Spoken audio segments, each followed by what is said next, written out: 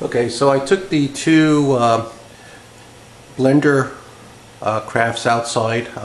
It's really cold out there today. It's 21 degrees, so I'll bring that in about 2 hours.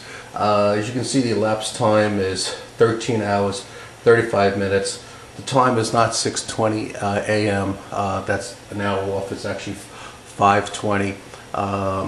The soup, the broth, is on the stove.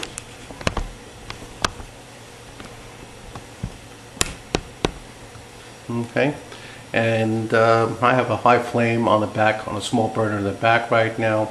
I'll try to bring that up to a simmer quickly so that I can put it back, hold it at the simmer for about an hour to 2 hours and let that all cook nice and gently and slow. Then I'll take out all the solids out of it. The meat that might be in there is tasteless and drained of any of its flavors, so I'm just going to discard the whole thing as far as the solids concerned, and that's the stock that I'll use for making a wonderful turkey barley soup. So the only thing that's kind of really left is now to make the gravy, and the solids are in that other craft over there on the tent, on the counter, and I'll use the other ones after I defat them to make the gravy, and I'll adjust the seasoning after that is all done. If it's a little bit too thin, I can always put it onto a pot and reduce it. Great way to concentrate the flavors and make it thickener.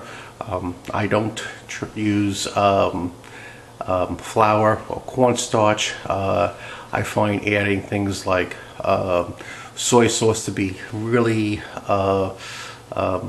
dicey, because it may overwhelm the other flavors that you work so hard to develop, but it does darken the flavor, darken the color of the gravy.